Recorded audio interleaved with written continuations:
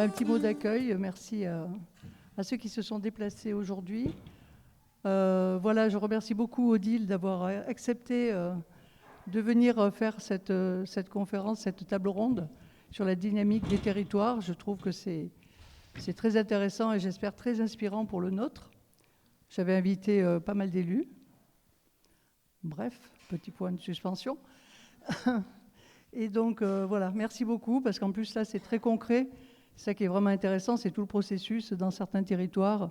Et vraiment, c'est le faire, c'est ça qui est vraiment intéressant. Et le réseau, hein, je pense que c'est ça aussi. Relier les initiatives les unes aux autres. Merci beaucoup, Odile, et je te laisse présenter tes invités. Bon, je crois que... Voilà. Merci beaucoup, Monique. Comme on a chacun un micro, on va pouvoir quand même parler sans masque, ce qui va être quand même un petit peu plus facile. Donc, merci à tous d'être présents pour cet après-midi, partager avec nous sur ce sujet des dynamiques collectives de transition dans les territoires. Donc, c'est effectivement une étude action du labo de l'ESS. Donc, le labo de l'ESS, c'est un think tank de l'économie sociale et solidaire qui a été créé il y a maintenant 10 ans par Claude Alfondery. Et j'ai eu le plaisir de piloter cette étude avec Hugues Sibyl, le président du labo de l'ESS, et Claude Alfondery, qui, du haut de ses 97 ans, est toujours un ancien président fondateur du labo, extrêmement actif. J'avais un petit film qu'on a tourné lors du dernier séminaire que je voulais vous montrer, mais on a un petit problème technique. C'est dommage parce que vous auriez vu Claude Alfondery conclure ce petit film, toujours avec son énergie extraordinaire. Comme il était résistant, un des plus jeunes résistants, plus jeunes préfets dans la Drôme après au moment de la Libération, c'est quand même, ça nous donne tous un punch formidable que de travailler avec lui. Donc je lui rends quand même hommage, même si vous n'allez pas le voir à l'image. Alors dans cette table ronde, donc nous vous proposons d'aborder 2 questions. Bon, d'abord, comment les dynamiques collectives de coopération peuvent-elles conduire des transitions dans les territoires ? Et puis, on a cherché aussi à l'actualiser avec nos sujets du moment. Et donc, on va essayer aussi de débattre de la façon dont ces dynamiques de coopération peuvent développer une économie de proximité plus écologique et plus solidaire, et donc qui prend évidemment tout son sens dans cette période actuelle de crise sanitaire et qui ne fait que raviver la crise économique et sociale dans notre pays. Donc je remercie beaucoup Agnès Touvenot et Michel Dupoirieux d'avoir accepté de participer à cette table ronde. Tous deux ont participé à cette étude d'action du labo de l'ESS. Donc Agnès Touvenot est première adjointe au maire de Villeurbanne. Elle est maintenant, dans cette nouvelle mandature, déléguée à la transition écologique, l'urbanisme, l'habitat et la ville durable. Rien que ça. Et moi, j'ai connu Agnès parce que dans les dynamiques qu'on a pu visiter, dont on va vous parler, on est évidemment allé regarder sur le terrain ce qu'étaient les expérimentations de territoire zéro chômeur de longue durée. Et Agnès a piloté, elle était présidente du comité local d'expérimentation et surtout, elle s'est beaucoup battue à partir de 2014 pour lancer cette expérimentation territoire zéro chômeur dans un quartier de Villeurbanne. Donc, elle va nous en parler. Michel Dupoirieux, Michel a une très très très longue pratique de la coopération. Donc il est co-directeur du groupe coopératif Illusion et Macadam à Montpellier. Et puis il est cofondateur et co-gérant du tiers-lieu, la Altropisme de Montpellier, que sûrement vous êtes nombreux quand même à connaître. Et donc, il va nous parler notamment aussi de cette expérience des tiers-lieux. Donc, moi-même, j'interviens dans cette table ronde comme pilote de cette étude du labo de l'ESS, mais également avec ma casquette de présidente de la Palanquée, qui est un tiers-lieu que nous sommes en train de développer pour le bassin de Thau. Donc, vous voyez, j'ai pas simplement une vision un peu lointaine et on va dire théorique, mais j'ai aussi été pendant la conduite de cette étude à l'épreuve des faits, des joies et des difficultés pour créer de la coopération sur un territoire. Donc c'est évidemment beaucoup plus utile, on comprend beaucoup mieux les enjeux que de simplement les voir de manière théorique. Alors en fait, j'avais voulu aussi chercher à inviter Dante Edme, dont j'en parle parce que c'est un sujet qui commence à monter sur le territoire. Il est le directeur de l'association de la monnaie locale Eusko du Pays Basque. Et donc c'est aussi, je vous parle de ça parce que si ça vous intéresse sur le sujet, vous pourrez trouver une monographie sur cette expérimentation. Et puis il y avait aussi Patrick Sabin qui était sollicité et qui est vice-président de la communauté de communes Cœur-Haute-Lande avec une magnifique initiative sur les territoires à énergie positive. Donc là aussi, on peut trouver de la documentation sur cette expérience. Bon, entre la crise sanitaire et l'éloignement, tous deux n'ont pas pu finalement venir. Mais en tout cas, je renouvelle mes remerciements pour votre participation et puis des remerciements à Monique d'avoir maintenu, Monique et à toute l'équipe du Festival de Thau, d'avoir maintenu cette initiative malgré cette situation très tendue. Moi, je dois dire qu'au moment du premier confinement, on a vu beaucoup d'élan de solidarité, y compris sur notre territoire. Mais là, je commence à m'inquiéter du fait que dans cette deuxième remontée de la pandémie, on sent un repli sur soi. Et c'est vrai que le mot couvre-feu, ça fait peur. Et donc, voir qu'on est quand même rassemblé une petite trentaine de personnes ou quarantaine de personnes pour parler ensemble de ces dynamiques collectives de transition, ça fait chaud au cœur. Alors, quelques mots d'abord sur l'étude d'action avant de passer la parole à nos invités. On a conduit cette étude de septembre 2018 à février 2020. Et on était loin de penser que quelques semaines plus tard, notre économie hyper mondialisée allait connaître une crise profonde avec l'apparition de cette pandémie et que le modèle économique, qui n'est pas pour rien dans le fait que ce virus ait surgi et qu'il se soit développé et répandu à toute vitesse,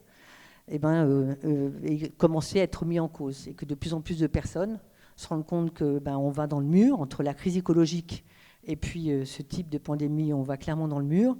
Et ça a permis de replacer le territoire et les territoires de proximité, les territoires de bassin de vie comme un enjeu majeur. Et on est quand même, malheureusement, on va dire, mais quand même heureux de voir qu'il y a de plus en plus de personnes qui comprennent l'enjeu de cette place du territoire. Et c'est vrai que vous voyez tout ce qu'on peut entendre sur le fait de relocaliser l'économie, de travailler sur l'autonomie alimentaire, de s'approvisionner en circuit court, de construire des circuits de solidarité grâce à des liens sociaux de proximité. Tout le monde a conscience que ça ne peut se construire durablement qu'à partir du territoire de bassin de vie. Et que c'est ça qui permet de doter un territoire d'une capacité de résilience. Alors, on parle de plus en plus de résilience, et moi j'ai été assez surprise, je dois dire, que dans la dernière intervention d'Emmanuel Macron, je ne sais pas si vous l'avez relevé, il a effectivement évoqué ce terme de résilience. Dans notre étude, on a beaucoup travaillé là-dessus, donc on a cherché à en donner une définition que je voudrais partager avec vous, parce que ça me paraît un point important, et je ne suis pas sûre que tout le monde mette la même chose derrière ces mots-là. Donc, face à des perturbations et des chocs de toute nature, écologiques, économiques, démographiques, démocratiques et sociales, la résilience d'un territoire et sa capacité à trouver les voies d'un nouvel équilibre et à le faire vivre de façon durable. Donc, question choc, je crois qu'on est servi. Et cet enjeu des dynamiques collectives de transition que nous avons voulu étudier avec le labo de l'ESS, c'est bien ça, c'est trouver les voies d'un nouvel équilibre et le faire vivre de manière durable.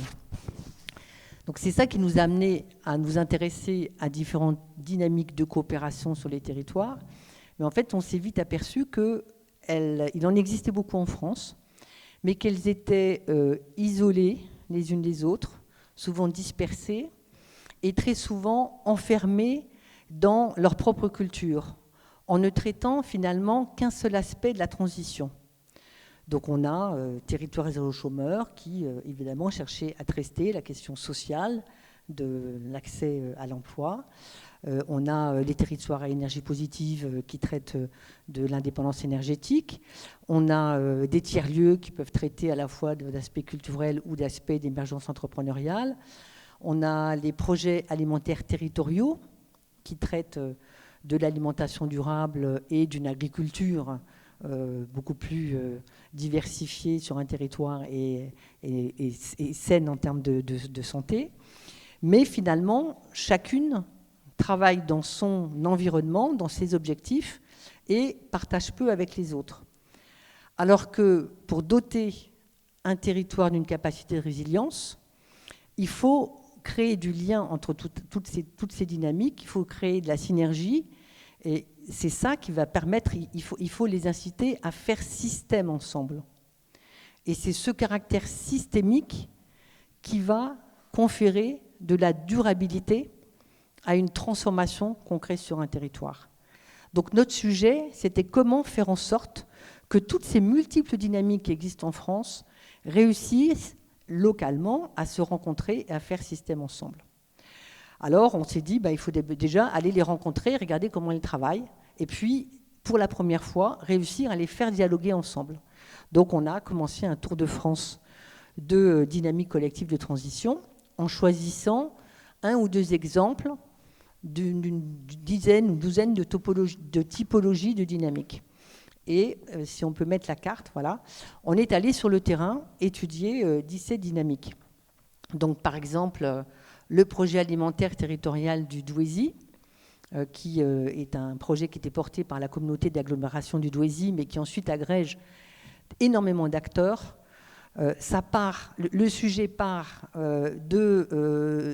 en fait, le sujet est parti dans le Douaisis du fait que le taux d'obésité dans le Douaisis est 20% supérieur à la moyenne nationale.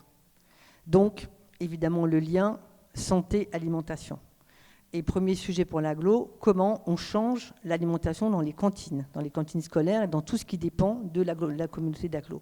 Et ensuite, on remonte toute la chaîne de valeur et on va associer tous les acteurs jusqu'à, évidemment, chercher à implanter beaucoup plus, ou pas implanter, mais faire transformer en bio beaucoup plus d'agriculteurs sur le territoire.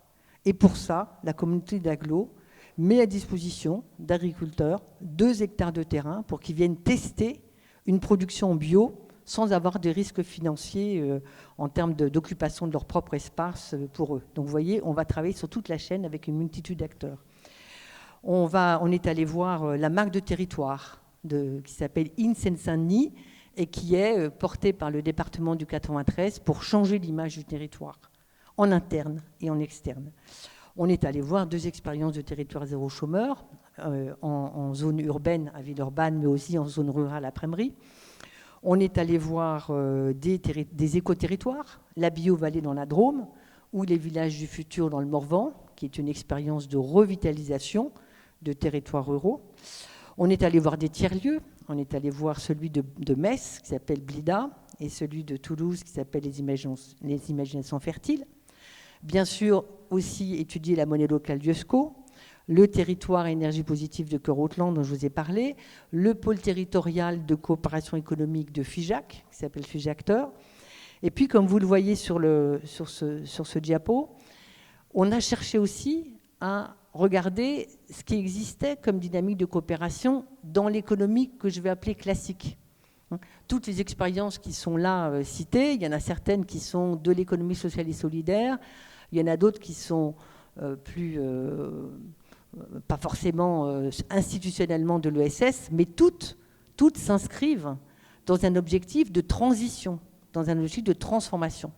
Mais on s'est dit, il faut aussi qu'on aille voir comment fonctionnent des dynamiques de coopération d'économie classique, comme les pôles de compétitivité, et donc on est allé en voir 2 sur la mer, à Brest et à Toulon, et les clusters d'entreprises. Et donc on est allé voir des clusters d'entreprises autour du monde de l'enfant. Et avec tous ces acteurs qui créent des dynamiques de coopération, on les a ensuite réunis sous forme de séminaires, et en 3 séminaires, on a travaillé tous ensemble pour les faire partager leur expérience et dialoguer sur, finalement, ils se sont vite aperçus, beaucoup de sujets sur lesquels ils avaient des intérêts et des réflexions communes. Donc, on a partagé sur les facteurs clés de succès, les freins à lever, les difficultés, les grands enseignements à en tirer, les outils, les méthodes, en adressant notamment 6 grandes questions. Comment construire des coopérations durables avec des acteurs très diversifiés? Premier, évidemment, objet majeur du sujet. Mais aussi, comment impliquer les habitants? On ne peut pas conduire de transition sur un territoire si on n'implique pas, on ne réussit pas à impliquer pleinement les habitants. Quel est le rôle des pouvoirs publics locaux?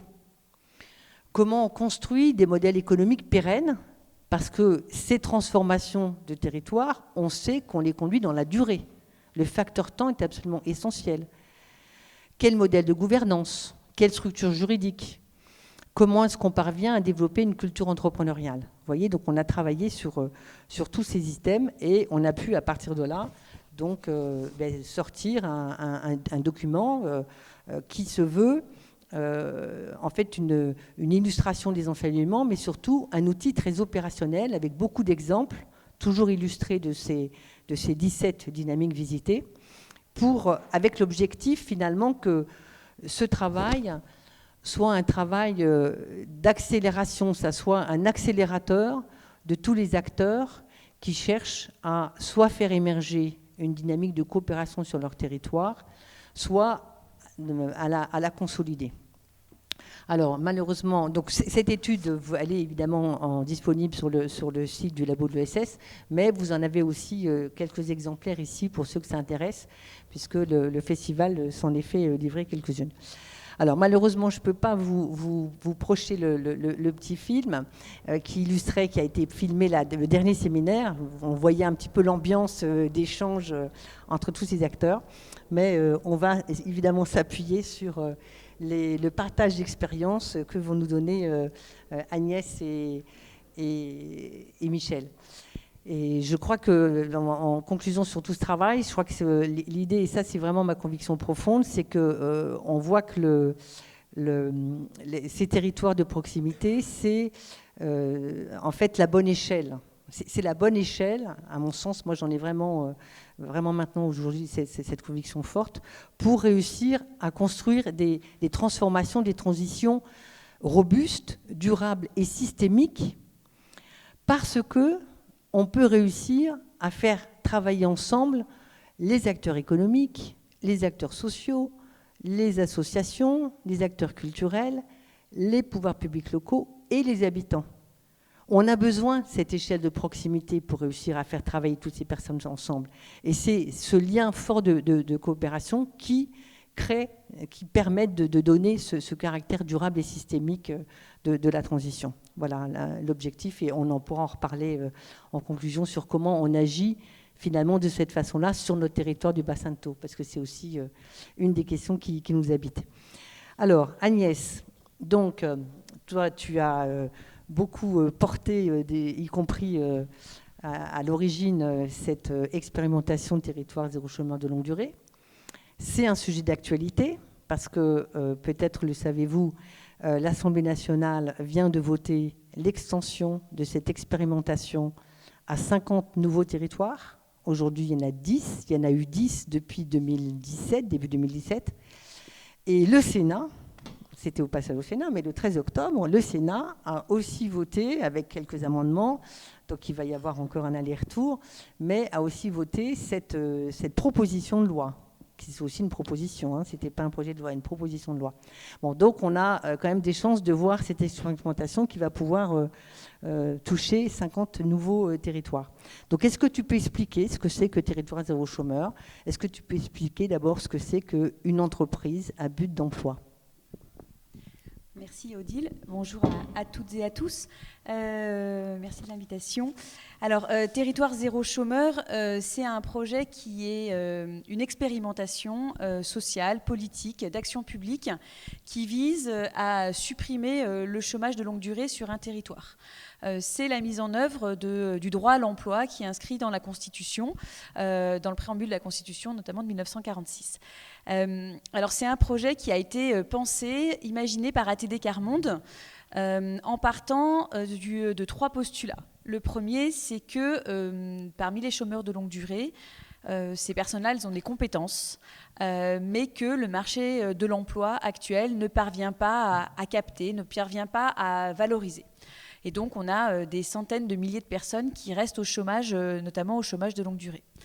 Le deuxième postulat, c'est que sur nos territoires, il y a des besoins sociaux qui ne sont pas couverts. Il y a du travail, mais il n'y a pas forcément de l'emploi. Et comment est-ce qu'on transforme donc ces besoins du territoire en emploi ? Et le troisième postulat, qui est le postulat qui a permis de faire basculer les gouvernements en 2000, le gouvernement Hollande, sous le président Hollande, et puis aujourd'hui sous le président Macron, on sent qu'il y a une transformation, c'est que le chômage de longue durée, ça coûte très cher. Selon une étude d'ATD Quart Monde, le chômage de longue durée, ça coûte chaque année 18 000 € par an et par personne. Comment est-ce qu'on arrive à ces 18 000 €? C'est tout le coût, bien sûr, des allocations, mais aussi tout le coût social du fait quand une personne se retrouve au chômage. C'est le coût d'allocations sociales qui sont perçues, notamment les aides au logement, mais c'est aussi les aides à la santé. Et puis, c'est tous les effets délétères, néfastes du chômage sur un territoire, sur la société. Et donc, le génie d'ATD Quart Monde, ça a été d'arriver à vraiment de modéliser ce coût du chômage de longue durée et de convaincre le gouvernement que ça ne coûterait pas plus cher de développer ces projets-là.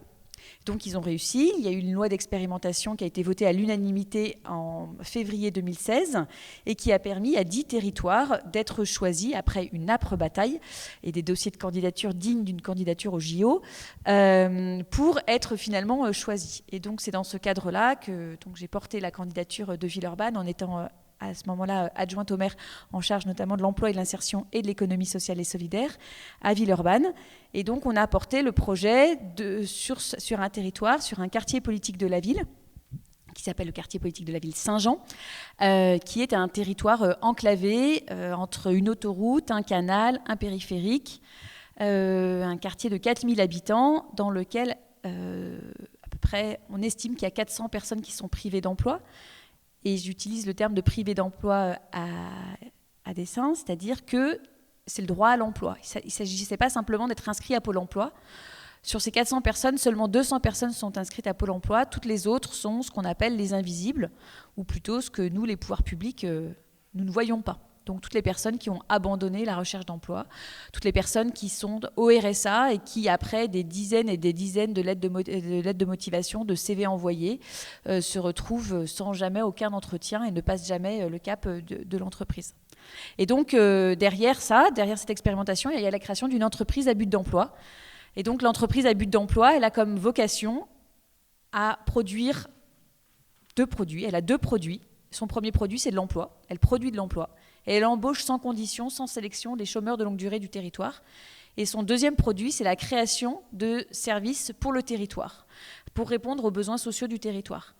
Alors l'équilibre économique est subtil, c'est-à-dire qu'on vient créer des emplois qui ne doivent pas détruire de l'emploi sur le bassin, parce qu'il n'est pas question de venir détruire de l'emploi dans les entreprises classiques. Et donc, l'entreprise à but d'emploi, elle se situe dans les interstices des besoins sociaux, de l'économie de marché et de l'économie publique.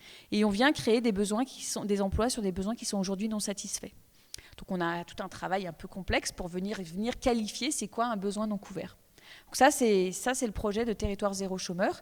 Donc il y a 10 territoires en France aujourd'hui, 4 qui sont dans les quartiers politiques de la ville, et puis 6 qui sont plutôt en zone rurale ou périurbaine. Et combien l'EBE émergent, qui s'appelle émergent d'ailleurs, a de salariés aujourd'hui? Aujourd'hui, elle en a 80. C'est-à-dire qu'en 2 ans, elle a créé 80 emplois. Là, ça fait 18 mois qu'elle est stabilisée à 80. Il va y avoir 10 emplois supplémentaires créés à la fin de l'année. Voilà. Alors, est-ce que tu peux nous dire, évidemment, vous comprenez tous comment est-ce que la création de cette EBE émergent a changé la vie des personnes qui étaient privées d'emploi. Mais est-ce que tu peux nous dire aussi comment ça a changé le quartier et comment ça a pu réussir à créer une dynamique de coopération sur ce quartier ? Alors, comment ça a changé la vie des gens ? Retrouver un emploi quand on est en situation de très grande exclusion, que ça fait des années qu'on est au chômage, ça change la vie. Mais ça change la vie sur plusieurs registres. C'est d'abord sortir de la pauvreté. Passer du RSA à un SMIC, y a forcément un effet de cliquet sur ces ressources.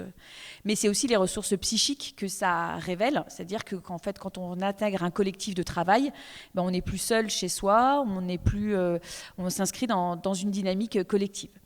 Le deuxième registre qu'on peut identifier sur les personnes, et ça vient rejoindre la question du territoire, c'est la lutte contre les discriminations.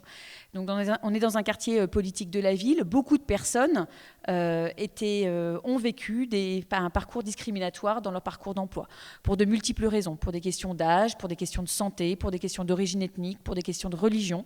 On a beaucoup de femmes qui portent le foulard et qui, malgré des qualifications professionnelles, ne parvenaient pas à trouver un emploi dans l'économie conventionnelle.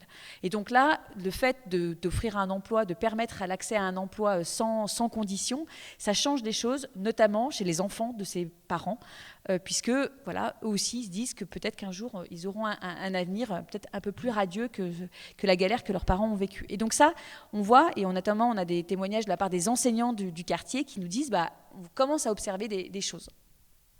Et puis, c'est une approche beaucoup plus globale de la question des compétences. On est plutôt sur une notion de capacité, de capabilities, mais plutôt que simplement des compétences professionnelles qui sont reconnues.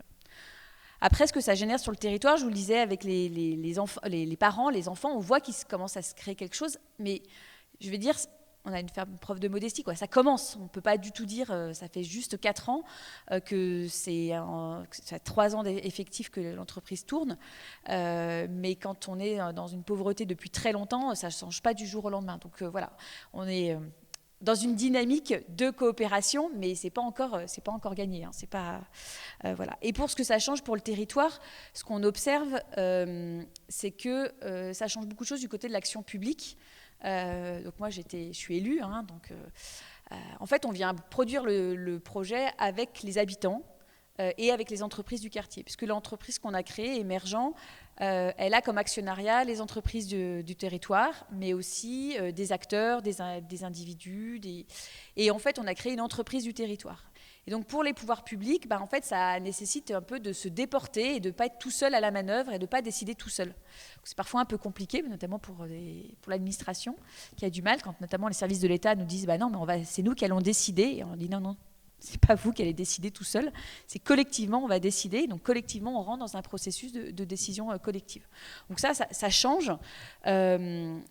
Et ce qui change aussi, c'est qu'on essaye de faire la preuve qu'il y a un autre modèle économique qui est possible, et que ce modèle économique, c'est pas simplement que de l'action publique, c'est pas que simplement de l'action privée, c'est un tiers modèle qui existe depuis très longtemps, via l'économie sociale et solidaire, mais là, on a un espèce de modèle qui implique notamment les habitants. Et donc, dans la gouvernance du projet, on a des habitants, des entreprises, des pouvoirs publics, des élus, et ça change aussi une dynamique de territoire. Merci. Merci. Bien sûr, vous aurez l'occasion de poser des questions complémentaires. On va garder un temps de questions, parce que merci beaucoup Agnès ce témoignage, mais je crois que ça évoque encore plein de nouveaux sujets. Alors Michel, on est sur ton territoire, dans un territoire complètement différent. Donc là, le tropisme, 4000 m², 20 salariés, 200 membres, c'est ça, 200 membres de la communauté créative qui sont présents de manière quotidienne dans cet espace de travail. 4000 m², vous imaginez, on en aurait bien rêvé autant pour la Palanquée. Hein. Nous on est déjà assez contents avec 800, mais bon, vous imaginez ce que ça représente. Et puis surtout, là, le tropisme, même si ça ne fait que finalement 18 mois, c'est de très, très, très nombreux événements grâce auxquels vous avez, je crois, vraiment réussi à créer une dynamique. Alors d'abord, est-ce que tu peux nous raconter pourquoi, alors que vous étiez un groupe coopératif, Illusion et Macadam, avec déjà beaucoup d'activités et très reconnu, pourquoi est-ce que vous êtes lancé dans cette aventure de créer l'altropisme ? Ok, bonjour à toutes et à tous. Puis bravo, parce que nous, quand on est arrivé sur Sète, là tout à l'heure, on s'est demandé quelle direction on allait prendre. Est-ce qu'on allait s'enfermer pendant 2 heures dans une salle ou si on allait sur la plage? Donc, vous avez eu le courage d'être là et c'est très bien. Oui, alors, pourquoi l'altropisme? Je pense qu'à peu près la moitié de la salle sait ce que qui représente l'Altropine et l'autre moitié qui ne le sait pas. Donc j'ai quand même rapidement présenté. Donc l'Altropine fait partie de ce mouvement qui a émergé maintenant il y a quelques années en France, mais préalablement surtout dans les pays anglo-saxons. Et au départ, c'était un phénomène de réhabilitation de friches industrielles et essentiellement porté par des artistes qui s'accaparaient, s'appropriaient entre guillemets des lieux pour les faire revivre à moindre coût. Et petit à petit, c'est venu sur le terrain de l'entrepreneuriat et la dimension économique. Voilà. En France, ça fait le premier tiers-lieu qu'on qualifie comme tiers-lieu est un tiers-lieu d'essence publique, c'est la friche Belle de Mai à Marseille qui date des années 90, mais qui était vraiment, qui a été créée par la Caisse des dépôts, portée par la Caisse des dépôts à l'origine, et par,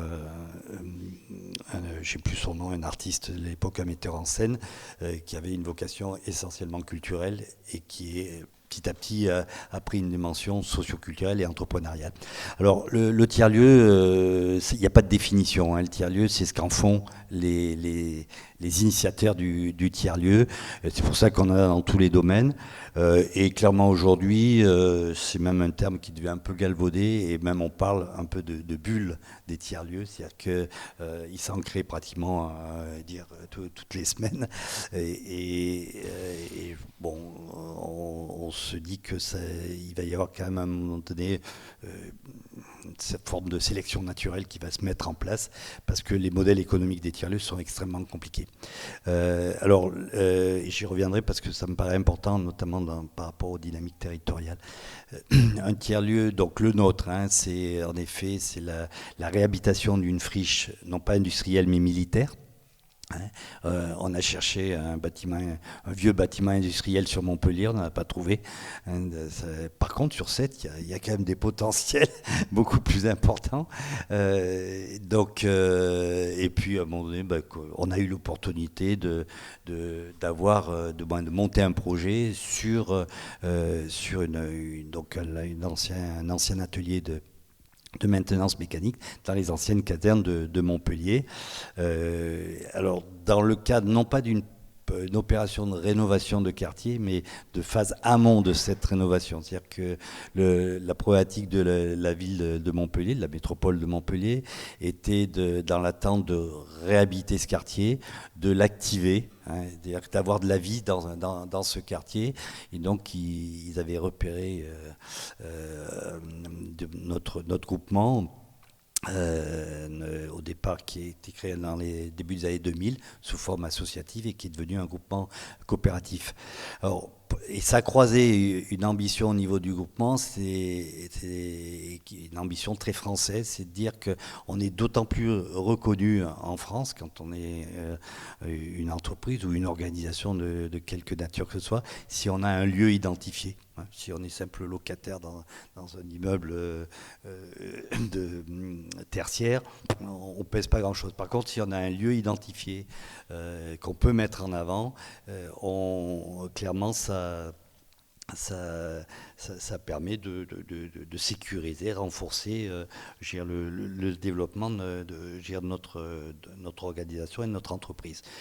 Et quand on a développé cette idée, dans la mesure où on était un groupement coopératif avec comme ADN la coopération, on s'est dit, on ne va pas simplement créer un beau siège social, on va trouver un lieu dans lequel l'ensemble de nos usagers, économiques, culturels, créatifs, sociaux, vont pouvoir se sentir bien et habiter ce lieu.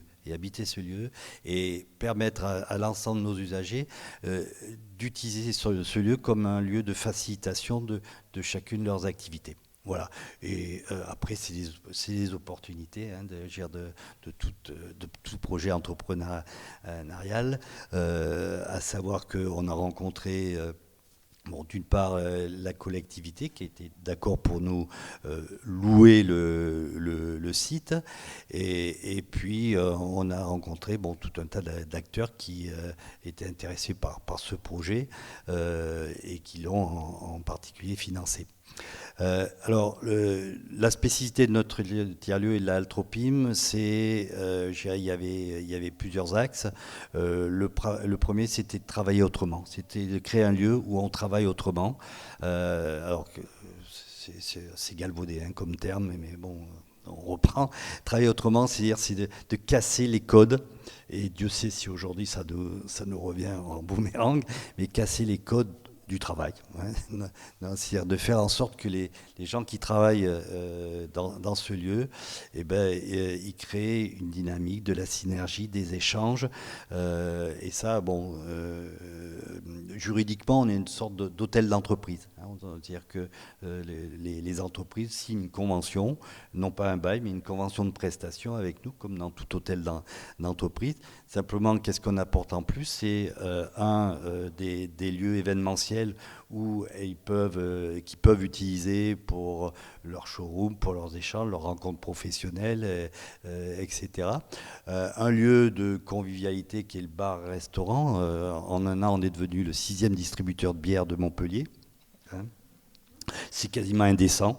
Vous montez un événement, vous voulez faire payer une billetterie à 10 €. Personne qui vient. Vous le faites gratuit. Par contre, vous ouvrez le bar. Les gens laissent en moyenne entre 30 et 50 € de bière. Bon, donc on finance, vous voyez, le modèle économique.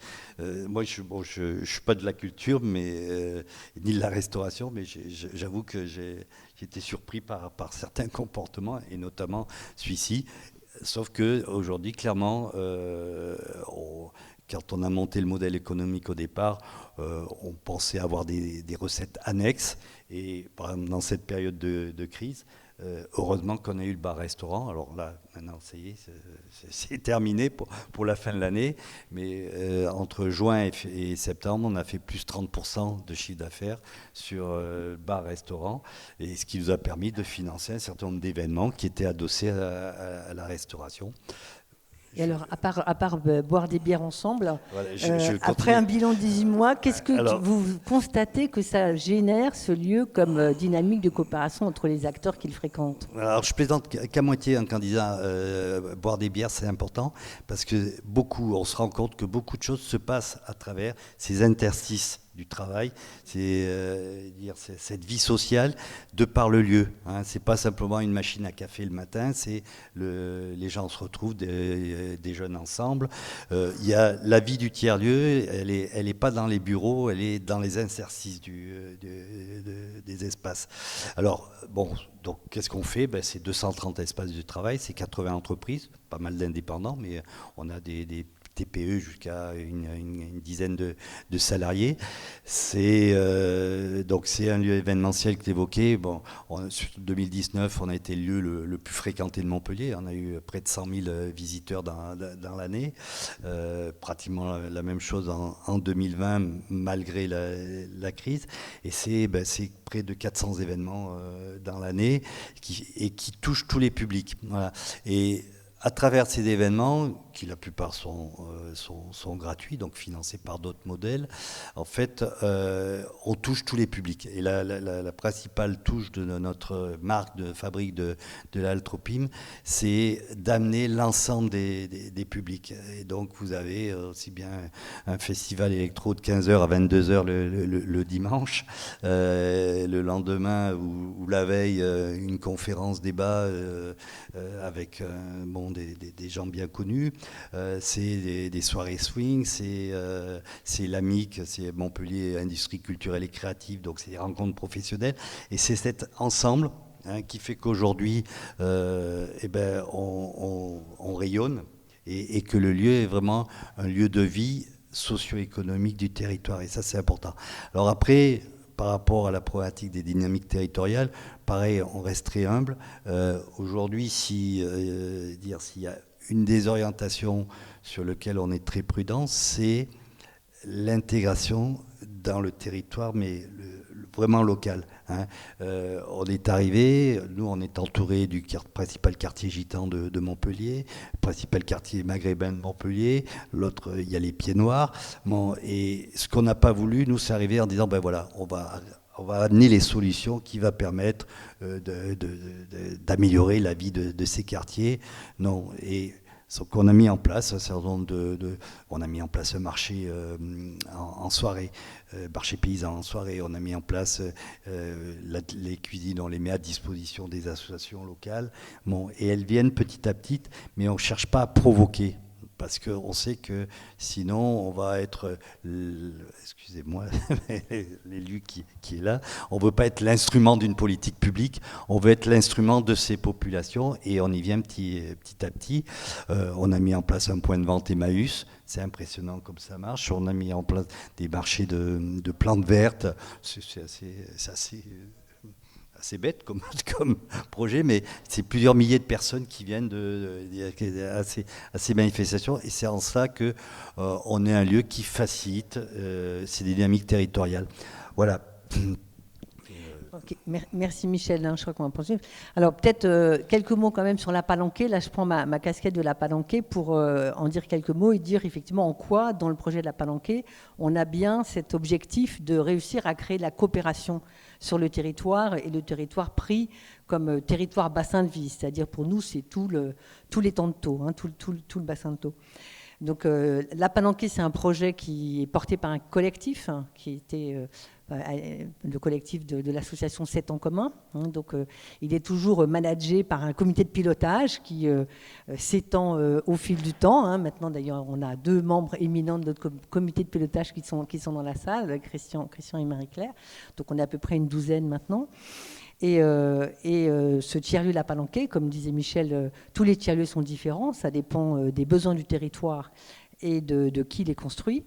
Donc on a depuis 2 ans à peu près, mais on a démarré nos activités déjà depuis le début de l'année 2020, construit ce projet autour de, finalement, le mot qui pourrait le résumer, pour nous, c'est faire ensemble. Donc vous voyez qu'on est bien dans un domaine de coopération. Comment on réussit à faire travailler ensemble différents acteurs. Alors ce faire ensemble, eh ben, on le pratique déjà dans le premier axe de ce que propose comme offre de service à Palanquée, le Fab Lab, l'atelier de fabrication numérique qui est installé ici. Et merci au Festival de Thau de nous avoir donné la possibilité d'être présent toute cette journée. Parce qu'un Fab Lab, c'est ça, c'est un atelier dans lequel on a des machines de fabrication numérique, mais surtout, on va créer des communautés d'usagers, d'utilisateurs, à qui on va apprendre à faire fonctionner ces machines, et puis qui vont pouvoir soit les utiliser pour leurs besoins propres d'artisans, de créateurs, de TPE, de PME, parce qu'on peut faire énormément de choses avec ces différentes machines, soit vont finalement venir se cristalliser différentes personnes autour d'un projet commun. Et puis c'est surtout l'esprit que si on arrive et qu'on a un projet mais qu'on ne sait pas le faire seul, on va pouvoir trouver de l'appui par la compétence des femmes managers, mais aussi par d'autres personnes de la communauté qui vont permettre de réaliser ensemble un projet. Donc se faire ensemble, c'est aussi l'idée de créer des espaces de coworking, des espaces de travail partagé. Bon, et c'est quand même un enjeu aujourd'hui parce que le télétravail se développe de manière volontaire ou de manière contrainte. Et c'est vrai que télétravailler tout seul chez soi, d'abord, on n'a pas toujours l'espace pour le faire, mais en plus, c'est quand même très difficile à titre personnel. Donc, là, dans la Palanquée, on cherche à offrir des espaces de coworking dans lequel va se créer aussi une communauté de coworkers avec des événements qui permettent de partager et de se rencontrer et de trouver des opportunités finalement de faire des choses ensemble ou de se donner des contacts clients parce que ce sont souvent des personnes qui sont en activité professionnelle individuelle. Et se faire ensemble, c'est aussi toute l'idée de la Palanquée de promouvoir sur le territoire des nouveaux projets, des nouvelles solutions dans le domaine de la transition écologique et de l'innovation sociale. C'est ça nos 3 activités aujourd'hui. Le Fab Lab, les coworking et le lancement d'un incubateur. Alors pour le moment, on est dans une phase qui est en amont d'un incubateur. On a lancé ce qu'on a appelé un appel à idées et on a une petite promotion de 7 porteurs d'idées dans le domaine de la transition écologique et l'innovation sociale qu'on accompagne individuellement et collectivement pour faire maturer leur idée et l'amener à un stade de projet. Et dans la phase suivante, on aura une pré-incubation de ces projets et ensuite une incubation pour passer du projet à la création d'une entreprise. Donc là aussi, on voit que le collectif est fondamental parce qu'on a 2 jeunes qui ont l'idée de collecter des combinaisons de plongée et de broyer ces combinaisons de plongée pour, avec ces matériaux, faire autre chose ou bien les utiliser pour faire des sacoches d'ordinateur, par exemple. On a un autre porteur de projet qui voudrait fabriquer des tuyaux d'irrigation en terre, donc supprimer le plastique dans l'irrigation, dans les jardins maraîchers. Donc fabriquer des tuyaux d'irrigation en terre, parce que vous savez, comme les Zoya, par exemple, on sait qu'on a énormément d'économies d'eau quand on arrose par dispersion, je ne sais pas quel terme technique faut employer, mais en tout cas quand l'eau se diffuse à travers quelque chose en terre. Tous ces porteurs de projets, ils ne seraient jamais partis tout seuls à essayer, ou ils ont un petit peu commencé à travailler tout seuls dans leur projet. Mais c'est parce que le fait qu'ils vont intégrer un collectif, non seulement ils vont bénéficier d'un accompagnement avec une expertise, mais c'est aussi parce qu'ils vont intégrer ce collectif qu'ils vont réussir à faire avancer leur projet. Donc, en quoi ça crée la coopération? C'est de faire ensemble. Le deuxième aspect, c'est ce que tu le disais, notre objectif, c'est d'avoir un lieu dans lequel, grâce à ce lieu, on va réussir à ancrer de la synergie entre les différents acteurs du territoire. Et la synergie, on la voit déjà ici aujourd'hui quand le Festival de Thau reçoit la Palanquée et qu'on arrive à faire des choses ensemble. Dans nos nouveaux locaux, on voudrait faire installer la roue libre de Thau parce qu'on va pouvoir faire des choses ensemble. On essaie de créer du lien aussi avec toute l'association qui s'occupe du zéro déchet, etc. Pour ça, c'est très important d'avoir un lieu d'ancrage. Et puis le troisième objectif, c'est que finalement, ce tiers-lieu, ça soit reconnu comme un outil de développement territorial. Et là, rentrent en ligne de compte les pouvoirs publics locaux. Et ce projet est porté par un collectif, mais si on arrive à le développer, c'est parce qu'on a réussi à le faire reconnaître comme un potentiel, on a réussi à faire comprendre quel rôle ça pouvait avoir en termes de développement économique, de proximité, comme un développement plus écologique et plus solidaire. Et on a reçu le soutien non seulement de l'État, comme fabrique numérique de territoire, de la région, mais aussi de l'aglo. C'est 7 aglopoles Méditerranée qui nous accompagnent financièrement et en nous mettant à disposition un lieu qu'on va rénover pour pouvoir accueillir pleinement toutes les activités de la Palanquée. Donc cette reconnaissance d'outils de développement territorial, ça passe par les élus. Mais c'est là qu'on voit que la dynamique se crée, la coopération se crée entre les acteurs de la société civile et les habitants et les pouvoirs publics. Alors, deuxième question très importante qu'on a cherché à travailler dans ce travail collectif, au-delà de comment construire des coopérations, c'est justement comment est-ce qu'on implique les habitants. Tous les acteurs des dynamiques collectives se posent cette question-là, puisque je le disais tout à l'heure, on sait bien que c'est l'implication des habitants qui va donner la durabilité et la profondeur de la transition qu'on va conduire sur le territoire. Et finalement, la question qu'on s'est posée, c'est pas tant comment est-ce qu'on implique les habitants, mais comment faire en sorte que les habitants s'impliquent eux-mêmes. Donc, première question que je te pose, Agnès, et ensuite Michel, là-dessus, comment vous pouvez partager votre expérience sur ce sujet ?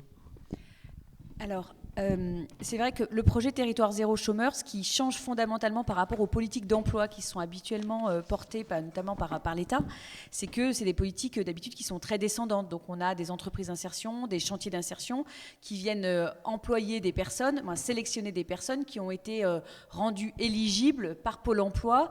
Voilà. Donc on est sur un processus plutôt externe et on amène des publics qu'on estime bénéficiaires vers l'entreprise d'insertion. Dans le territoire zéro chômeur, en fait, on part des gens. On part des gens parce qu'ils habitent déjà sur un territoire. on ne les sélectionne pas, donc tout le monde a le droit à l'emploi. Et dans le processus de construction du projet, en fait, les habitants, ils étaient complètement partie prenante. Alors, ça reste compliqué, hein, c'est-à-dire que c'est pas forcément très facile, puisque, pour vous donner un petit exemple, une petite anecdote, quand on s'est dit, bon voilà, on va faire appel aux habitants pour construire avec nous le projet d'entreprise.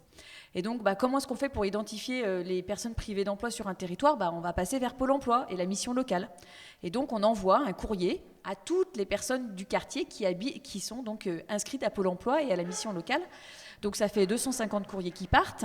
Eh bien, nous avons eu 2 personnes qui sont venues donc, à la réunion, alors qu'on leur promettait un emploi. Hein, donc, ça ne marche pas, nos trucs. Le truc d'action publique, ça ne fonctionne pas.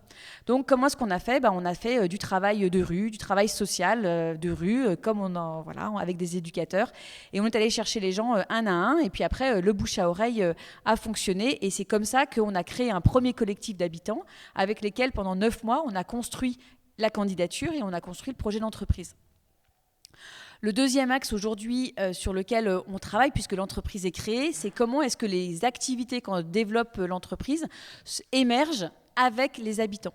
Et donc, on travaille à l'émergence des nouvelles activités pour être sûr qu'elles soient en correspondance avec les besoins du territoire. Et donc, c'est des ateliers de travail, c'est pas un Fab Lab, mais c'est un lab travaux utiles, ça s'appelle. Donc, on travaille avec les habitants pour dire, voilà, c'est quoi les besoins sur ce sujet-là ? Qu'est-ce que vous en pensez ? Puis après, on va voir les habitants du quartier. Et puis, au bout d'un moment, donc si ça fait écho chez un certain nombre, on essaye de monter un modèle économique pour après monter le projet. Les habitants aussi sont à la gouvernance du projet et là c'est assez complexe, on n'y arrive pas très bien encore. Donc d'habitude dans un comité de pilotage pour l'action publique, il y a donc le délégué du préfet, il y a les élus, les services, tout ça. C'est un peu impressionnant et donc là on met des habitants. Leur place, elle n'est pas évidente et souvent ils font un peu prétexte, ils font un peu potiche parce que finalement prendre la parole devant des élus, devant des services de l'État, c'est pas une grande évidence. Donc aujourd'hui, ils sont bien dans le comité local, qui est le comité de pilotage de l'expérimentation, dans lequel il y a aussi les syndicats de salariés. Voilà. Mais là, on se cherche encore. Ils sont présents sur le papier, ils sont présents formellement. Aujourd'hui, moi, j'estime qu'ils ne sont pas suffisamment présents et leur place n'est pas suffisamment forte. Voilà. Peut-être que dans le processus de décision aussi, on peut se dire qu'il faut faire évoluer nos cadres. Ce n'est pas simplement une grande réunion plénière où on est là à décider ensemble, à discuter. Peut-être que en fait, le processus de décision, c'est plein d'atomes de décision, de processus délibératifs dans plein d'espaces différents. Et c'est ça qui fait comité de pilotage collectif. Voilà, ça aussi, il faut qu'on le cherche. Et troisièmement, et c'est là aussi... Après, les perspectives, c'est comment est-ce que les salariés aujourd'hui d'émergents sont les fabriques du territoire de demain et comment est-ce que à la fois les salariés sont des ambassadeurs bien sûr du projet, mais ça c'est pas forcément le plus intéressant, mais des ambassadeurs de la transition. Et on le voit aujourd'hui dans des quartiers politiques de la ville, très clairement aujourd'hui dans les collectifs d'associations, notamment dans une métropole comme Lyon, dans les collectifs qui portent la transition écologique. C'est pas des gens qui habitent dans les quartiers politiques de la ville, c'est pas des gens qui ont très peu de niveau de qualification, qui parlent pas très bien français, bon, vous voyez bien ce que je veux dire. Et donc aujourd'hui, on a un enjeu à ce que ces habitants des quartiers politiques de la ville, ils soient aussi légitimes que les autres pour porter la question de transition écologique. Et donc le pari qu'on veut faire, et notamment via des formations, on a un certain nombre d'associations, notamment une belle association qui s'appelle Anciela, sur Lyon, qui a inventé le concept d'ambassadeur de la transition écologique. Et on aimerait que les salariés d'émergents, aujourd'hui, deviennent les ambassadeurs de la transition écologique. Mais voilà, c'est un chemin et on n'est pas encore pas abouti totalement. Enfin, je veux quand même citer, parce que je me souviens très bien des 2 journées qu'on avait passées avec vous, et je me souviens encore vraiment bien de ces femmes qui nous avaient expliqué comment, en fait, elles s'étaient complètement impliquées sur le fait de résoudre le problème de transport dans ce quartier, parce qu'il y avait des problèmes d'horaire de bus, et on voyait bien par leur récit qu'elles ne se seraient jamais investies de cette manière-là si elles n'avaient pas été portées par l'expérimentation, elles n'étaient pas reconnues dans ce collectif autour de l'expérimentation Territoire zéro chômeur. Donc on sentait vraiment comment le quartier s'était mis en mouvement grâce à cette expérimentation. Alors Michel, de ton côté, comment est-ce que parce que ce quartier, tu le décrivais un peu tout à l'heure, je pense que ceux qui connaissent la halle Tropisme le connaissent. C'est vrai que c'est un quartier, une friche militaire. Alors, il est aussi en construction, puisqu'il va y avoir des nouvelles installations à côté. Mais qu'est-ce que tu peux nous dire de l'implication des habitants à travers la halle Tropisme? Bon, c'est une question pour nous qui est bien évidemment pas facile à traiter. Facialement, on peut dire aujourd'hui, le lieu le plus visité de Montpellier, 100 000 visiteurs, on a réussi à impliquer les habitants de Montpellier. Mais si on dit ça, je serais assez démagogue. Et donc, derrière ta question, c'est en fait quel type d'habitants, hein, et comment ils s'impliquent dans une action de transformation du territoire. Voilà. Et notamment, derrière, il y a toute la question, en effet, de la transition. Transition citoyenne, transition économique et transition écologique. D'autant plus que nous, on est porteur d'un risque important, c'est qu'on contribue clairement à la gentrification du quartier. Ça, on le sait, parce que la plupart aujourd'hui des usagers et des consommateurs, entre guillemets, de la halle sont d'un niveau socio-culturel, socio-professionnel assez élevé. Et même on a les promoteurs qui sont en train de monter des opérations, qui mettent sur leurs affiches en grand à proximité de la halle Tropisme. Donc on sait qu'on fait monter les prix. Donc la question pour nous, c'est comment contrecarrer ce processus. Alors on est très content parce que depuis 2-3 mois, on a à peu près 2-3 vols de vélos, de motos, de mobylettes par semaine. Donc ça veut dire qu'on est un lieu repéré qui sert à une économie. Je plaisante, mais c'est un de nos sujets actuellement. On ne sait pas trop comment y faire face. Voilà, alors après... Bon, clairement, nous, notre objectif, c'est que la halle soit un outil d'un processus d'appui à la transition, à une transition avant tout citoyenne. Et là, bon, j'ai en partie répondu un peu à la question, c'est en mettant en place un certain nombre d'actions que les gens vont pouvoir s'approprier. Alors au-delà du fait qu'on ait créé un marché aujourd'hui qui fait venir les gens du quartier et du coup à travers ça ils s'approprient le lieu. Bon, on a mis en place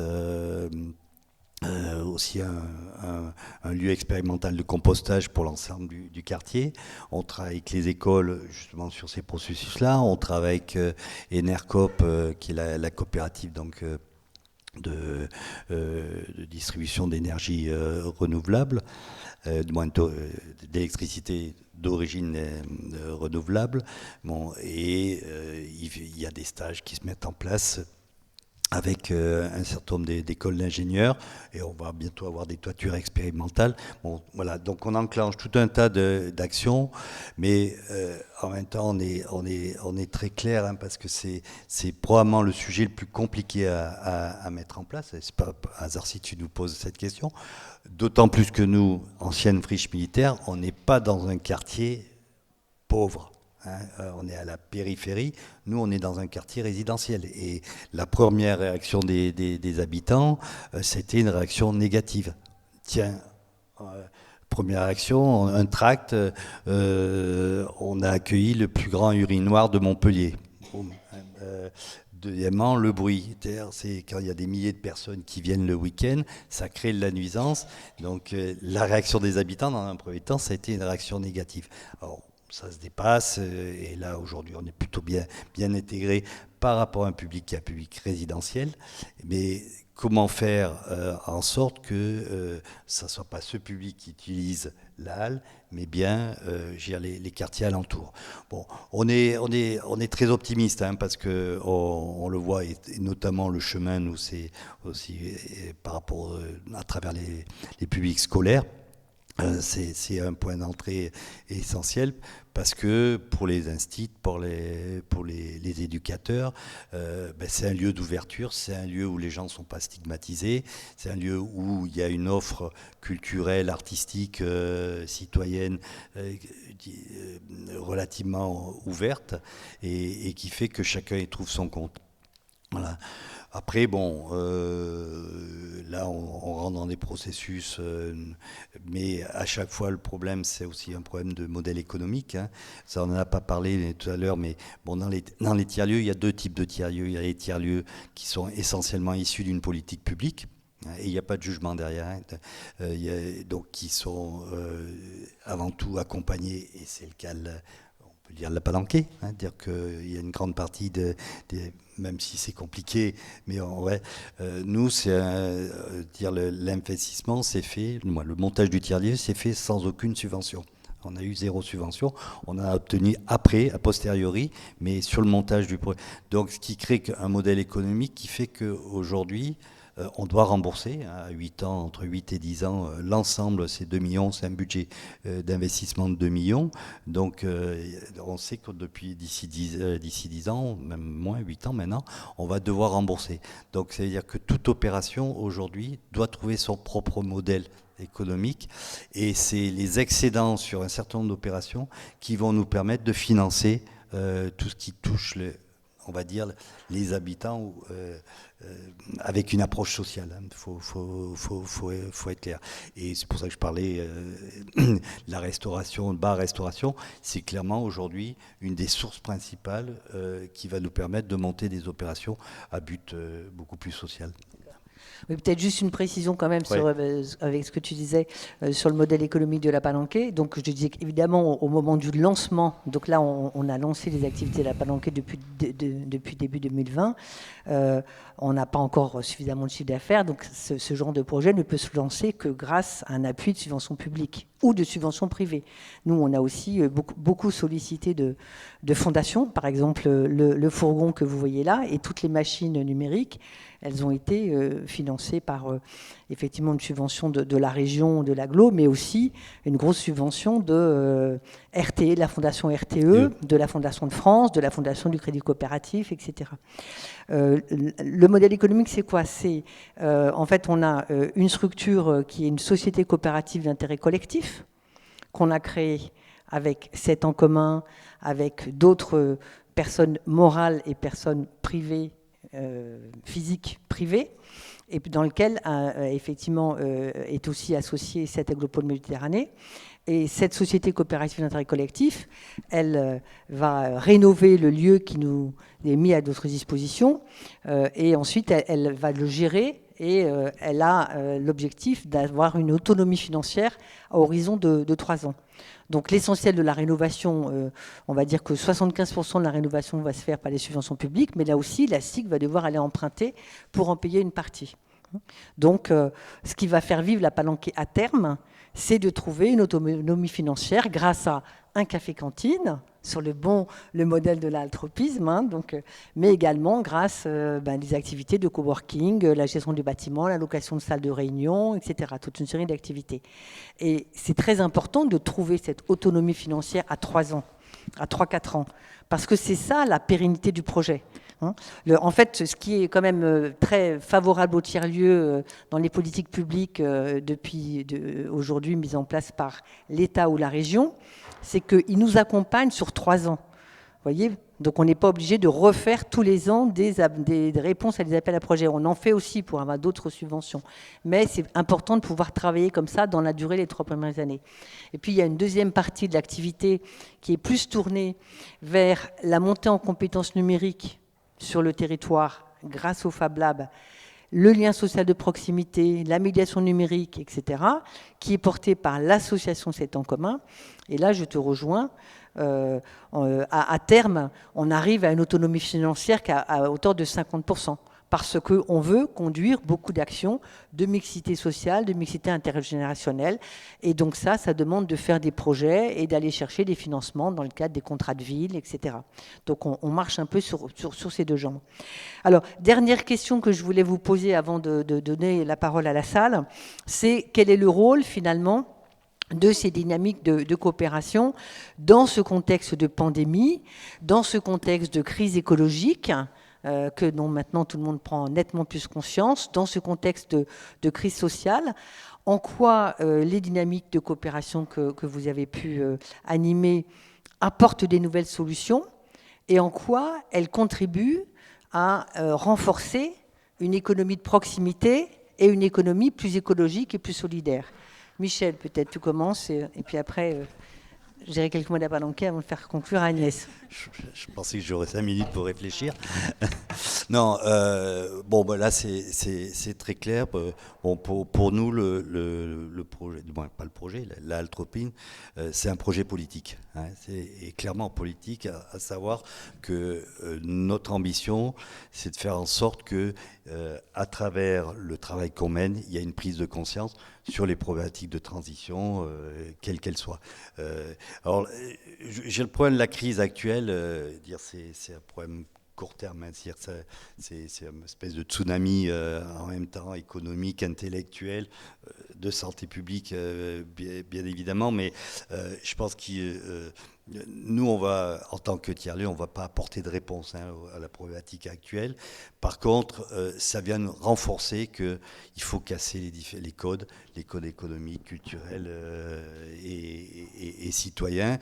Ce qui est difficile, hein, parce qu'on le voit bien aujourd'hui, la crise, c'est avant tout, on passe notre temps à subir. À subir des injonctions, hein,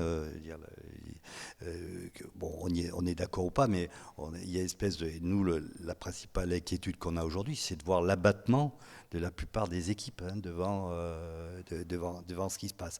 Bon, mais derrière ça, c'est comment créer des lieux de résistance, hein, et Alfandéry là-dessus, 90 ans, est formidable. Hein, et c'est ces petits lieux de résistance qui sont importants. Hein, et nous, on espère pouvoir, et on espère y contribuer avec ce qu'on fait.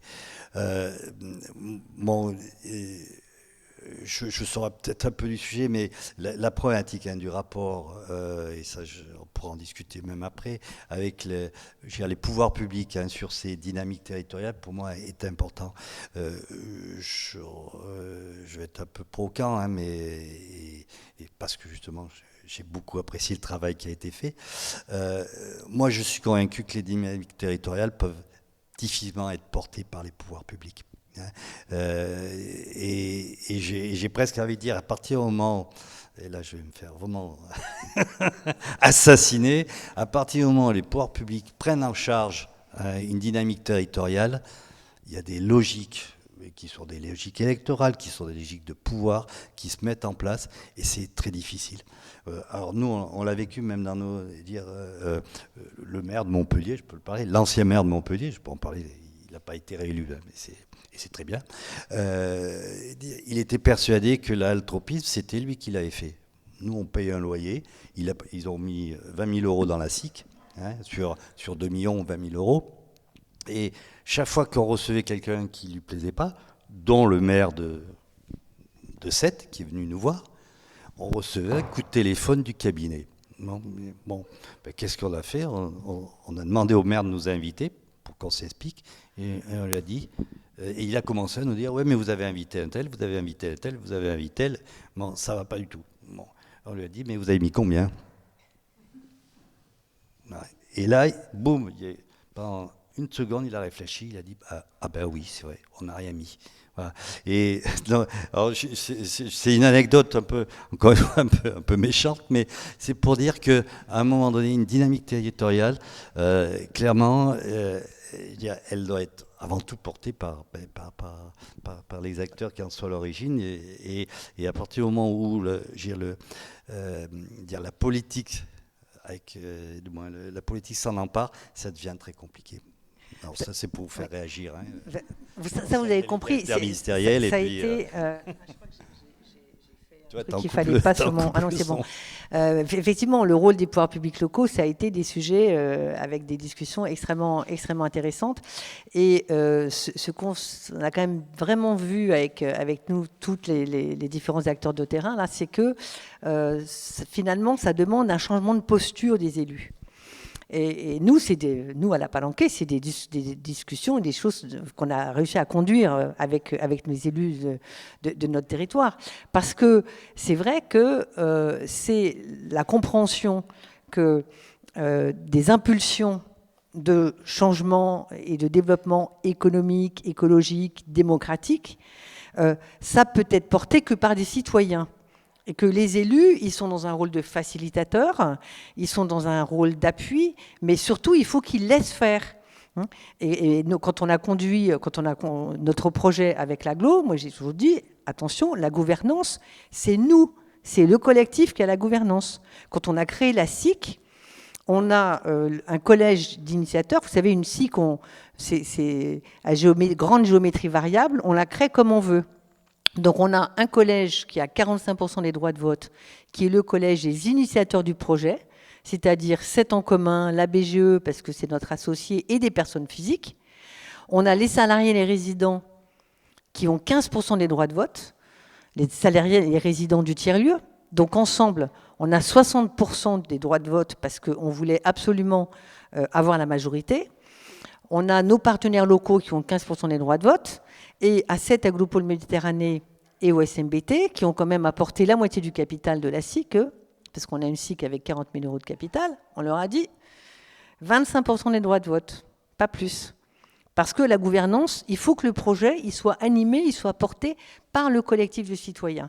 Et vous, là, évidemment, nous, on veut que vous nous reconnaissiez comme un outil de développement territorial, parce qu'on sait qu'on n'arrivera pas à atteindre cette dimension-là sans un soutien et sans une reconnaissance du pouvoir public. Mais laissez-nous faire, laissez-nous manager, laissez-nous porter l'orientation.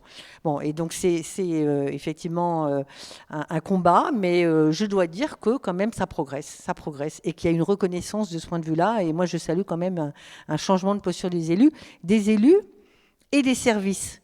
C'est des choses qu'il faut aussi discuter avec les services. Et on a une forte implication des services. Et ça nous a fait plaisir, parce que ce projet, on a réussi à le monter, parce que tous les services concernés, et en transversalité, réussissent à s'impliquer et nous accompagner dans le projet. Parce que vous voyez bien qu'il y a une dimension économique, la cohésion sociale, les finances. Là, on est en train de lancer la rénovation d'un bâtiment de 800 mètres carrés avec 1,5 million de travaux. Et c'est nous, la SIC, qui le portons. Donc, c'est quand même des gros chantiers, vous voyez.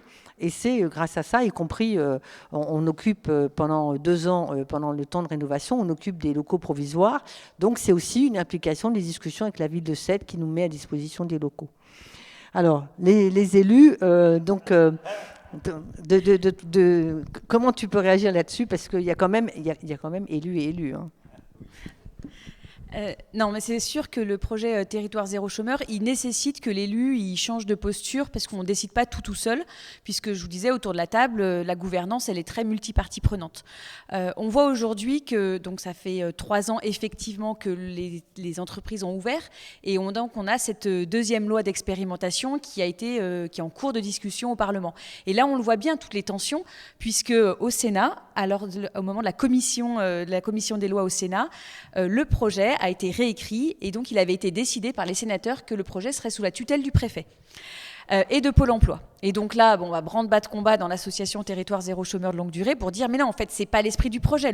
L'esprit du projet, c'est de partir du territoire, des dynamiques de territoire, de citoyens, d'associations, de pouvoirs publics locaux aussi, mais de dire que c'était collectivement qu'on bâtissait le projet. Donc, on attend la commission mixte paritaire. On a quand même bon espoir pour qu'on revienne à une gouvernance territoriale, mais on voit bien que comment les pouvoirs publics aussi, parce qu'à un moment donné, il y a peu d'argent public, on veut quand même contrôler vers quoi, où est-ce qu'on met l'argent public, et on se dit que les projets seront plus efficients si les pouvoirs publics sont très présents. Bon, c'est pas toujours vrai, mais en tout cas, c'est un peu l'esprit dans lequel... c'est un vrai risque de l'expérimentation qu'on perde cette dynamique territoriale. Aujourd'hui, en France, il y a 120 projets de territoire zéro chômeur qui sont en phase d'émergence, plus ou moins avancés. Sur la métropole de Lyon, on a fait une réunion il y a 10 jours. La métropole de Lyon souhaite aussi lancer des nouveaux territoires sur la métropole. Il y avait 22 communes qui étaient présentes. Bon, 22 communes ne vont pas y aller, mais en tout cas, on voit que quand même, quand on part du territoire, quand on part sur un projet qui associe des différentes parties prenantes, ça réveille un certain nombre de forces. Là où sur le projet, il est quand même très politique, et tu disais, voilà, c'est politique, mais du coup, c'est vraiment politique au sens cité. Le projet aujourd'hui, ce qui montre, notamment dans un moment de crise Covid, c'est qu'il y a 2 éléments. Le premier élément, c'est que les EBE, elles ont montré une très forte résistance, malgré, notamment dans la période de confinement. Il y a seulement 40% des salariés qui ont été mis au chômage partiel lors du confinement à l'échelle de la France. Parce que, en fait, finalement, les salariés, ils travaillent sur des besoins qui sont non couverts, des besoins qui étaient essentiels. Par exemple, chez Émergent, on fait du soutien scolaire. Parce que dans le quartier politique de la ville, les habitants, ils n'ont pas les moyens de se payer Academia qui viennent à domicile faire des cours. Donc, c'est des salariés d'Émergent qui ont une forte qualification, mais qui ne trouvaient pas d'emploi, qui font du soutien scolaire aux habitants. Le soutien scolaire, vous imaginez bien qu'il a continué pendant cette période-là. Dans des territoires ruraux, notamment à Mauléon, ils ont ouvert une épicerie qui fait notamment des pots de pain. Vous imaginez bien que pendant la période de confinement, il fallait continuer à manger. Et donc, l'épicerie, elle est restée ouverte. On a développé dans 4 à 5 territoires du maraîchage. Voilà, pareil, c'était la période de printemps, donc il y avait plein de travail, donc il fallait aller travailler. Donc voilà, donc très forte résilience et aujourd'hui encore une très forte demande sociale. Le deuxième point, et c'est là aujourd'hui où peut-être l'expérimentation, elle peut être inspirante pour des projets de territoire qui sont globalement des dynamiques de territoire, c'est comment est-ce qu'on réinvente la gouvernance à l'échelle territoriale. On voit bien que la gouvernance économique, même si elle peut se passer, il y a des grandes conférences régionales d'acteurs de l'emploi, d'acteurs du développement territorial, avec le MEDEF, avec la CGPME, il y a des choses qui se passent, mais à des échelles très macro. En fait, redescendre sur des espaces de territoire, des bassins de vie, des bassins d'emploi, ça a vraiment du sens pour faire émerger des coopérations. Et là, par exemple, on a des coopérations très, très simples qui se passent entre Émergent et puis le bassin d'emploi au cours des masques. Aujourd'hui, Émergent a fabriqué des masques et lave les masques parce qu'on a un service de blanchisserie pour l'ensemble des entreprises du territoire. Et donc là, voilà, on voit que ça a une force de gouvernance territoriale pour réinventer des manières, des nouveaux services, et y compris des services économique à forte valeur ajoutée, parce qu'aujourd'hui, par exemple, la blanchisserie, c'est pas il n'y a pas une grande technique autour de la blanchisserie, mais en revanche, ce qu'on voit, c'est qu'on a besoin d'être en flux très tendu, et donc c'est par le territoire qu'on réinvente. Voilà. Merci de ces exemples. Merci Agnès. Alors, je crois qu'il est temps de vous donner la parole. Est-ce que vous avez des réactions, des questions sur quels éléments vous souhaitez approfondir? Marie-Claire, vas-y, merci. Non, je reviens sur l'étude de l'ESS qui est passionnante. Je voudrais savoir comment elle a été diffusée, dans quel cadre elle a été diffusée, comment a-t-elle été reçue par les différents acteurs et quelles répercussions a-t-elle eu? Voilà. D'accord. Est-ce qu'on prend d'autres questions tout de suite? Ou il y a d'autres questions tout de suite? Oui. Merci. En fait, ce n'est pas vraiment une question, mais je représente un peu la monnaie locale de Montpellier, la graine. Et comme Dante n'est pas venu, je peux expliquer en quoi ça consiste et quelle action sur le territoire. Voilà. Oui, très bien, effectivement. Donc, on va vous donner la parole là-dessus. D'autres questions pour le moment? Non? Donc, je réponds à... Si vous avez une question, madame? Bon. Je réponds d'abord à Marie-Claire, et puis madame, vous nous parlerez de la graine? Donc c'est ça? D'accord, voilà. J'ai dit que effectivement, c'est un sujet qui est en train de monter sur le territoire. Alors, l'étude du labo de l'ESS, ce qui était prévu, donc vous l'avez là, et je vous redonnerai l'adresse sur le site. Ce qui était prévu, c'était effectivement, je comprends bien ta question, de faire des colloques d'échange en région, avec d'autres acteurs locaux pour continuer. En fait, c'est pas simplement une colloque de restitution parce que c'est jamais terrible, mais de faire des journées ateliers avec des acteurs locaux pour élargir encore la réflexion, notamment autour des 2 thèmes que sont le rôle des pouvoirs publics locaux et sur le sujet de l'ingénierie de soutien. Parce que dans cette étude, on a cherché aussi à collecter plein d'outils, de méthodes inventées ou utilisées pour les uns ou pour les autres. Il y a donc tout un chapitre avec des choses très concrètes sur les manières de faire, en fait. Donc, autour de ce sujet de l'ingénierie de soutien, de quoi ces dynamiques collectives ont besoin pour accompagner leur développement, leur maturation. On a 3 régions partenaires, dont la région Occitanie. Et donc, on avait prévu de faire ces colloques, évidemment, à cause du Covid, etc. On n'a pas pu organiser. Donc, on est toujours dans l'idée de pouvoir faire des choses par visioconférence. En fait, ça manque. Mais je crois que ça serait tout à fait nécessaire.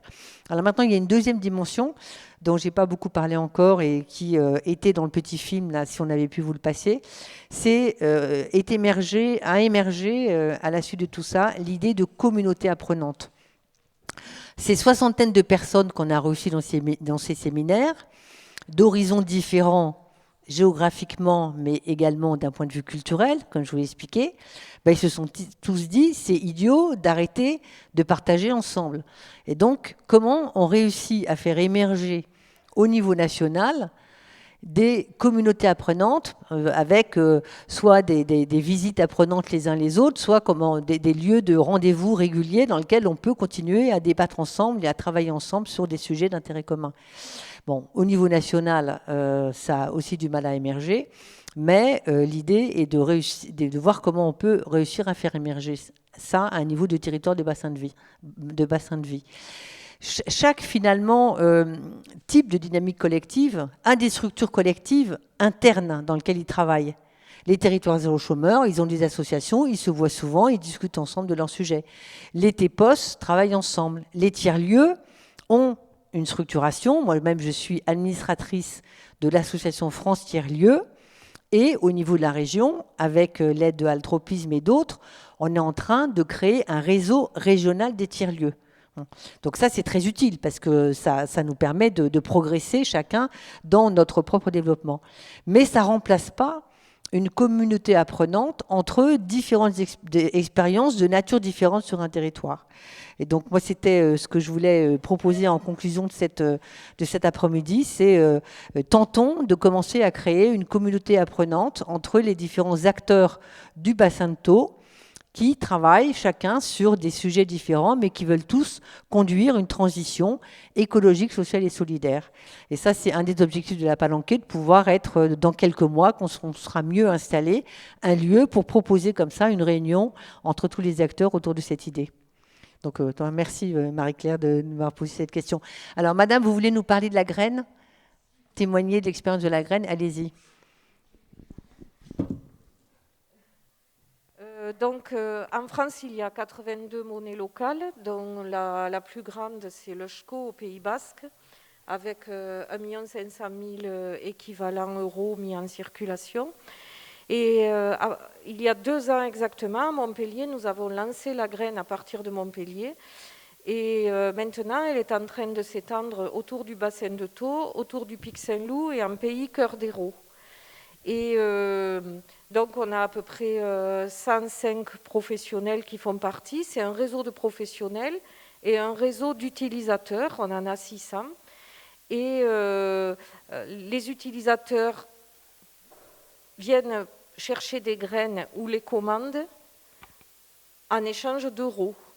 Et les euros que nous avons, nous sommes obligés par la Banque de France de les stocker sur un fonds de réserve. Et c'est un fonds de réserve, c'est la NEF, la Banque éthique. Toutes les monnaies locales de France ont passé un accord avec la NEF. Et la NEF, avec ces euros, va financer uniquement des projets environnementaux, solidaires, sociaux. Donc, participer à une monnaie locale, c'est favoriser le bio, le local, le petit commerce, entre autres. Donc, c'est de la monnaie économique, mais c'est aussi un impact alternative financière et finance solidaire. Donc on était à l'Eutropisme qui avait fait une conférence, une table ronde sur la finance solidaire. On n'était pas autour de la table, mais on a expliqué que en prenant de la monnaie locale pour consommer, on permet de l'épargne solidaire parce que les euros sont stockés à la NEF. Les graines que l'on va chercher, qui sont des graines en billets pour le moment et bientôt numérisées aussi, ces graines, elles vont servir à l'économie réelle, mais ça dédouble la valeur de l'argent parce que les euros sont stockés à la NEF qui va les utiliser. Et la NEF, comme on a passé un accord, les monnaies locales, on va pouvoir pointer des projets que nous, on veut qu'ils se réalisent. Voilà. Donc, par rapport aux collectivités, on se pose la question et il y a des collectivités qui nous contactent maintenant, surtout depuis le confinement, pour utiliser la monnaie locale pour favoriser l'écomobilité, ou bien pour le CCAS pour faire de l'aide sociale ou pour donner des subventions à des associations. Ce n'est pas encore fait, mais avec la graine, mais il y a des tas de villes en France, comme Bayonne et alentour, Grenoble, qui utilisent la monnaie locale pour favoriser l'économie, mais ce sont les communautés, les intercommunalités qui utilisent la monnaie ou bien les municipalités. Et donc les municipalités, elles peuvent utiliser à plusieurs niveaux. Elles peuvent adhérer à la monnaie locale, elles peuvent faire de la communication ou faciliter sur la monnaie locale, expliquer à travers les bulletins, à travers la communication. Elles peuvent prêter un local, faciliter la monnaie locale, mais elles peuvent aussi payer une partie de l'indemnité des élus qui le souhaitent en monnaie locale, et elles peuvent également accepter d'encaisser des recettes publiques en monnaie locale, comme la cantine, comme tout ça, la piscine. Le seul truc qu'elles ne peuvent pas faire, c'est qu'elles ne peuvent pas encore décaisser hors de leur caisse, donc elles sont obligées de passer par l'association, ce qu'ils font à Bayonne. Pour pouvoir payer des fournisseurs à monnaie locale, elles sont obligées de passer par l'association. Et d'ailleurs, il y a un projet de loi au Sénat et porté par des députés pour que les municipalités puissent décaisser la monnaie locale. Voilà, alors le projet de loi, c'est ça, c'est aussi un observatoire il y a un deuxième article, un observatoire des monnaies locales, de l'impact que ça commence à avoir. Voilà. Alors moi j'ai une question pour vous justement, parce que je ne connais pas bien la graine, mais je connais mieux le SCO pour avoir pas mal discuté avec eux. Est-ce que dans le projet de la graine, quand un commerçant s'engage à recevoir des graines, est-ce qu'il a une obligation d'augmenter progressivement son taux d'approvisionnement autour de fournisseurs locaux? Parce que finalement, c'est ça l'objectif d'une monnaie locale, c'est de vitaliser l'économie locale et donc faire monter tout ce qui est acheté à l'économie locale par rapport à des productions qui viennent d'ailleurs. Oui, de fait. Donc on demande à chaque professionnel d'avoir un défi et on discute avec lui. Alors il y en a qui sont déjà tout local, ils ne peuvent pas faire plus, et bon. Mais il y en a qui disent, on leur indique les autres locaux qui sont dans le réseau, et il y en a déjà qui ont commencé, qui allaient au grossiste du bio qui s'appelle Biocash, voilà, et qui vont vers des maraîchers qui sont dans le réseau. Ça a déjà commencé, ça ne se fait pas de suite. Et de fait, ils sont obligés plus ou moins de le faire parce qu'ils reçoivent des graines. Et après, qu'est-ce qu'ils en font des graines pour les dépenser? Ils sont obligés de se tourner vers les producteurs locaux. Mais ce n'est pas une obligation parce qu'il y a des magasins, ils ont des plateformes d'achat, ça ne se fait pas du jour au lendemain. Les professionnels, pour s'entendre avec un producteur pour l'approvisionnement, ce n'est pas comme ça si facile. Et donc, quand après ils ont trop de graines, ils les reconvertissent, mais on leur applique un taux de... Pourcentage. Voilà, un pourcentage. Ils perdent un pourcentage. Ils perdent 2%. Oui. Voilà. 2%. Donc là, c'est un peu incitatif. Quand ils reconvertissent en euros, ils perdent 2%. Voilà. On leur demande 2% de frais en plus. Voilà. Ok, merci. Voilà. Si vous avez des questions, j'ai de la documentation dehors. Merci beaucoup et merci de venir témoigner de la graine dans cette vraiment. Je crois que c'est effectivement un projet tout à fait intéressant qu'il faut chercher à soutenir. Alors, est-ce que il y a d'autres questions, d'autres thématiques? Michel, tu voulais réagir? Oui, j'ai une question, là je me mets dans le public, à Agnès. Bon, pour avoir suivi un peu le travail du labo de l'ESS, je trouve que c'est quand même une des initiatives que j'ai trouvées les plus intéressantes. C'est pas simplement parce que je veux me rattraper par rapport aux élus. Non, mais tu as parlé tout à l'heure de coût d'un chômeur moyen en France de 18 000 euros. Aujourd'hui,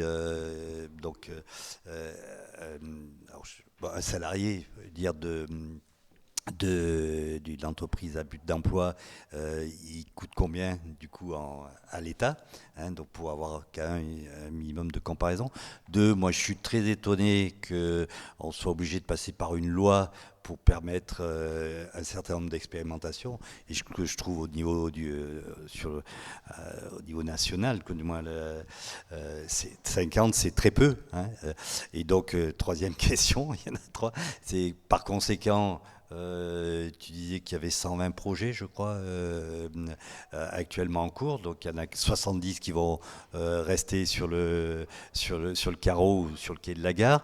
Est-ce que si on n'est pas reconnu projet expérimental, on peut néanmoins initier un projet de territoire zéro chômeur? Voilà. Ça fait beaucoup. Hein. Alors, sur le modèle économique et sur la manière aujourd'hui comment fonctionne l'entreprise à but d'emploi. Aujourd'hui, on estime donc 18 000 euros, c'est le coût du chômage de longue durée. Et donc, aujourd'hui, l'État donne ce qu'on appelle une aide au poste, la contribution à l'emploi, à hauteur de 17 000 euros par an et par ETP.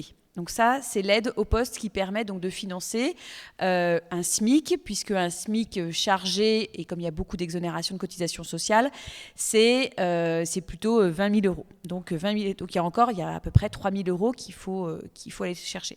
Puis derrière, il y a aussi les coûts de structure de l'entreprise. Donc on estime qu'aujourd'hui, la production d'un emploi dans une entreprise à but d'emploi, c'est à peu près 26 000 euros par an et par personne, par ETP. Donc, on a 17 000 euros, donc ça, c'est fixe.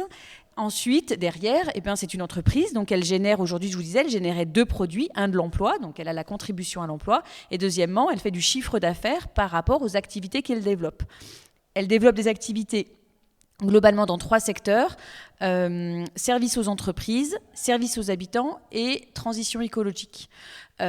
Globalement, comme c'est pas couvert par le marché, ça veut dire que c'est pas rentable. Donc on est sur un chiffre d'affaires qui est finalement très modeste pour les entreprises à but d'emploi, à peu près 4 000, 5 000, on espère 6 000 euros d'ici 2-3 ans par an et par personne en termes de chiffre d'affaires par an et par ETP. Donc vous voyez bien, il y a un delta, un reste à charge qui aujourd'hui est financé par l'État en disant voilà, c'est du fonds d'amorçage. Et un des débats qu'il y a aujourd'hui dans l'expérimentation et dans l'extension, c'est de dire écoutez, ça ne coûte pas 17 000 euros ou 18 000 euros, mais ça coûte plutôt 22 23 000 euros. Donc on a des batailles avec les services de l'État en leur disant, notamment le ministère du Travail, en leur disant oui, ok, ça coûte un peu plus cher, mais regardez le coût sur le territoire. Et donc c'est là où intervient un enjeu extrêmement politique, c'est qu'on arrive à sortir d'une comptabilité simplement financière, mais qu'on mette en évidence aussi les coûts, le bénéfice social généré par les dynamiques de territoire et dégénéré par les activités développées. Si je prends aujourd'hui, donc chez Émergent par exemple, on fait de la collecte de biodéchets. Donc cette collecte de biodéchets, ça permet, donc c'est pas encore des activités qui sont économiquement pérennes. Et aujourd'hui, donc, on a besoin d'une aide au poste pour venir solvabiliser, rendre à l'équilibre économique cette activité. Après, si on fait le cycle du déchet, en fait, c'est très rentable d'un point de vue écologique parce qu'un biodéchet, c'est 60% d'eau qu'on va mettre dans les incinérations. Donc, vous imaginez bien, il faut de l'énergie. Donc, si on fait un cycle, c'est très rentable. Donc, c'est comment est-ce qu'on vient valoriser dans une comptabilité un peu triple qui prenne en compte, bien sûr, les enjeux financiers, mais aussi les enjeux environnementaux et les enjeux sociaux, les bénéfices sociaux. Et ça, par exemple, c'est pour ça que c'est très politique comme projet, c'est comment est-ce qu'on arrive à ressortir. Alors, juste sur ce point, parce que ça, c'est un point très important qu'on a beaucoup discuté. Donc derrière tout ça, il y a la question de la mesure d'impact sur le territoire, de toutes ces dynamiques collectives de transition. Et on a pas mal travaillé là-dessus, tu te rappelles, en disant que finalement, nous, on ne voulait pas appeler ça de l'impact, on voulait appeler ça de la création de valeur ajoutée sociétale sur un territoire. Et comment on évalue cette création de valeur ajoutée sociétale.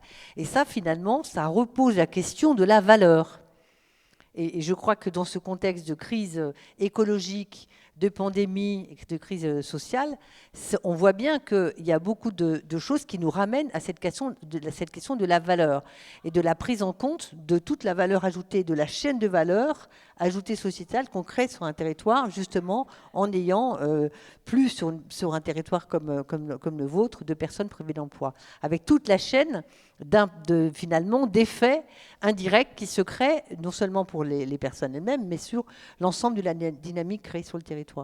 Mais c'est des analyses économiques qui sont extrêmement complexes parce que c'est vrai qu'aujourd'hui, si vous dites ça, la valeur ajoutée, en fait, ça ne rentre pas dans un bilan financier.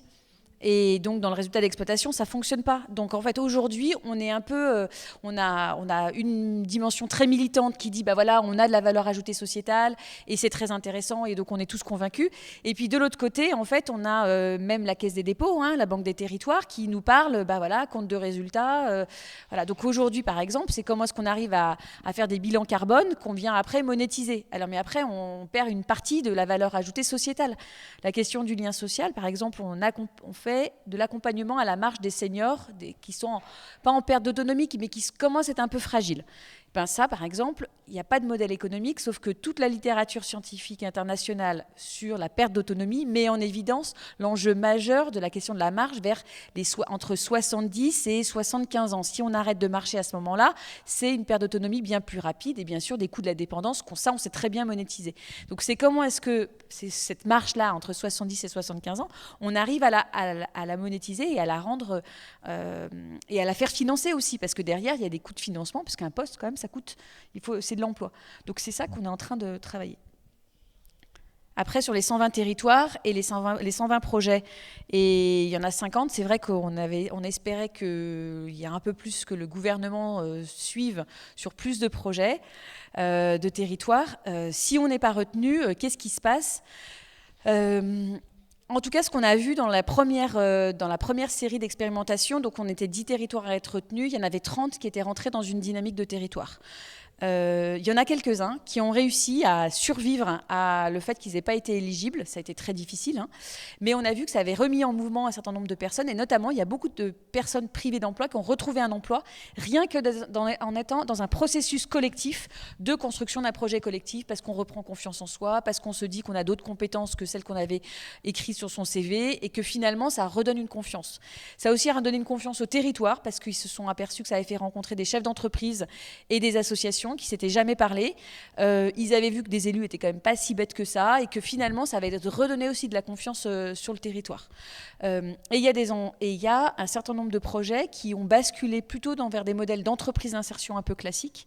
Et aujourd'hui, le gouvernement a quand même augmenter les financements sur les entreprises d'insertion. Donc c'est aussi ça qu'il faut se dire, que c'est des dynamiques de territoire qui valent le coup d'être menées, même si on n'est pas retenu dans l'expérimentation. Et il y a une autre question, pourquoi il faut une loi pour ça ? Pourquoi il faut une loi pour ça ? La réponse, c'est que c'est donc l'État qui verse les fameux 17 000 € par poste dans le BE, et donc pour ça, il faut qu'il y ait une autorisation législative, parce que c'était pas le dispositif actuel, ça passe pas par Pôle emploi tout ça. Donc c'est pour ça qu'il faut un cadre législatif et réglementaire spécifique. Et puis les porteurs de projets voulaient que ce soit un projet qui soit politique et que c'était un vrai choix de société. Ça c'est vrai. S'il n'y avait pas eu le débat, c'était une proposition de loi qui a été portée par ATD Quart Monde et par Laurent Grand-Guillaume, mais effectivement, ça a permis de donner une visibilité beaucoup plus forte à tout ça, et c'est ça qui a permis finalement de tirer, parce que c'était des projets qui existaient déjà depuis un moment, mais de les faire vivre et aboutir en fait par cette phase d'expérimentation. Est-ce que vous avez d'autres questions ? Non ? Non ? Bon, mais écoutez, si vous êtes intéressé par ce travail, je vous invite à regarder ça. Et alors, sur chacun, oui, j'avais mis aussi une slide avec l'adresse Internet. Sur chacune des dynamiques collectives qu'on a visitées, on a écrit des monographies. Donc là, c'est plus 80 pages, mais c'est 5-6 pages assez journalistiques où on a raconté ce qu'on y a vu. Bon, dans les 80 pages, vous verrez quand même qu'à chaque fois, il y a des exemples qui sont rédigés en orange, parce qu'on a tout le temps cherché à faire le pendant entre l'enseignement et l'exemple concret, donc c'est pas trop rabarbatif à lire. Mais sinon, vous trouverez bien sûr, peut-être que ça intéresse Graine de lire la monographie sur Yoshko, et puis vous aurez les monographies sur les tiers-lieux qu'on a visités, et puis sur évidemment Territoire zéro chômeur longue durée. Merci beaucoup à tous de votre participation. Merci à Monique Tessier et à toute l'équipe du Festival de Thau d'avoir organisé cette table ronde. Merci Agnès et Michel d'avoir été là. Et puis pour Merci. ce qui nous concerne, acteurs du bassin de Thau, invitation à ce qu'on puisse poursuivre des travaux ensemble dans d'autres circonstances, et notamment autour du festival ou autour de la Palanquée. Merci beaucoup à tous.